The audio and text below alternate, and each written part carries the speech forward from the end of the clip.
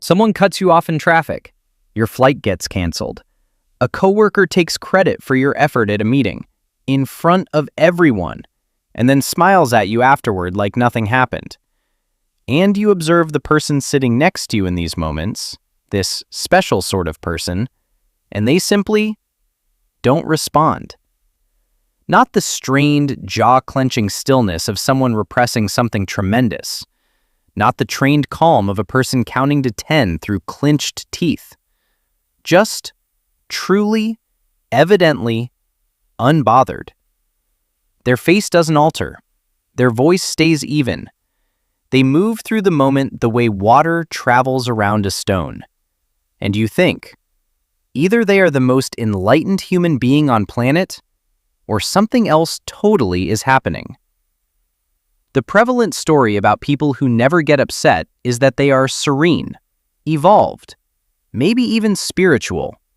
The peaceful ones, the steady ones, the ones who have just found out something the rest of us haven't. And part of the time, that tale is real. But psychology provides a more sophisticated and much more intriguing description of what's actually going on within those who seem to experience no rage at all. Because the lack of outward fury doesn't necessarily indicate the absence of the sentiment. And the contrast between those two things is where this gets actually worth knowing. Let's start with what rage truly is, because it has such a poor reputation that it's worth rehabilitating it a bit before we get any place further. Anger, at its neurological core, is an information signal. It alerts you that something essential to you has been broken, a boundary, a value, an expectation of justice or respect. It's the emotional equivalent of a smoke alarm. It doesn't imply there's necessarily a fire, but something in your surroundings activated the sensor, and the signal is worth paying attention to. Psychologist Dr. Harriet Lerner, who spent decades researching rage in her therapeutic practice, identified it as one of the most essential signals for self-knowledge accessible to humans. Not because acting on it is always appropriate, it usually isn't, but because the sensation itself provides information. When you feel upset, you're learning something about what you care about, what your limitations are, what you believe you deserve. A life in which that signal never fires isn't necessarily a calm existence. It can be a life in which the signal has been disconnected. Here's where the psychology becomes complex. There are, generally speaking, two very distinct psychological profiles that might generate a person who never, or nearly never, expresses rage. And from the outside, they can seem practically similar. But on the inside, they couldn't be more different.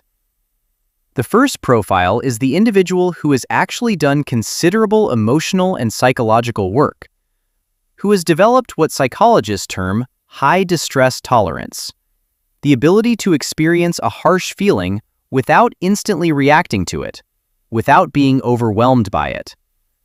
These folks experience fury. They feel it vividly, but they've formed a connection with the sensation that allows them to keep it, study it, determine whether it's proportionate, decide what, if anything, they want to do with it. The signal fires, they receive it, they pick their answer. This is not the lack of fury, it's the mastery of it. And it is actually unique and genuinely admirable. The second profile is the person who has learned, generally very early, frequently in situations where expressing anger was risky or not authorized, to suppress the signal before it registers. Not to receive the sensation and select what to do with it, but to intercept it before it becomes completely conscious. Psychologists characterize this as emotional suppression, and the research on it is grim. Studies repeatedly reveal that continuous emotional suppression doesn't abolish the physiological experience of the emotion, it only removes its visual manifestation while leaving the stress response completely intact. The body has the rage, the face doesn't show it. And the disparity between those two things builds over time in ways that are observable and expensive. Think about what that looks like in a life. Imagine growing up in a family where rage, even the calm, reasonable, proportionate sort, was treated with punishment, lack of affection, or escalation. Where expressing discontent was perilous, or where the emotional demands of others were so enormous and so consuming that your own had no viable room. What a youngster in such atmosphere learns is not that anger is pointless. They learn that rage is not safe. And so they do what human beings are exceptionally skilled at. They adapt. They close the valve. They learn to direct the sensation someplace else, into helpfulness, into stillness, into chronic low-grade tension that has no name because it's never been allowed to assume its natural form. The difficulty is that the valve doesn't disappear merely because it's closed. The feeling doesn't stop being formed just because its expression is limited. And what happens downstream of a permanently closed emotional valve tends to show up in ways that seem completely unrelated to anger. Chronic anxiety, unexplained physical tension, difficulty with intimate relationships, a vague, persistent sense that something is wrong without being able to name what. There's a notion in psychology called passive aggression that's worth sitting with here, because it tends to be misinterpreted. Passive aggressiveness isn't a character defect. It's what occurs when fury has nowhere to go. When direct expression has been conditioned out of a person, when they have learnt thoroughly and early that declaring, "I'm angry about this," is not a viable choice, the anger seeks alternative avenues. Forgetting, procrastinating, being slightly unavailable, doing things slowly or incompletely. These acts frequently truly baffle the people who engage in them because they don't experience them as displays of rage. They've never related the conduct to the experience because the feeling itself was never properly recognized. This is one of the more compassion-requiring discoveries in this whole arena. People who never get angry and who also participate in passive activities aren't being manipulative or purposefully tough. They're controlling a feeling they were never given permission to feel directly.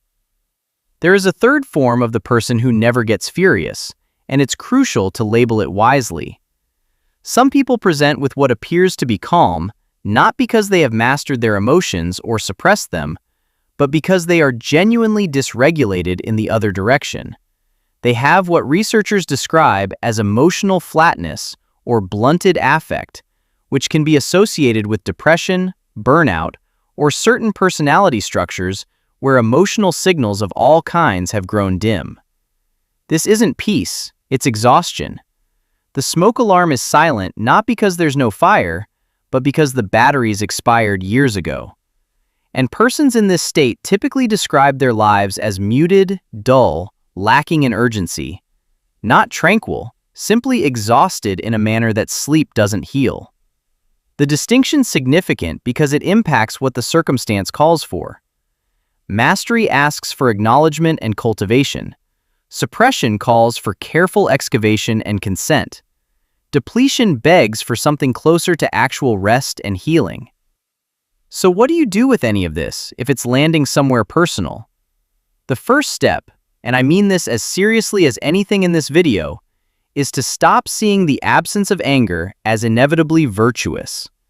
The cultural myth that quiet is always better than emotion is just not correct.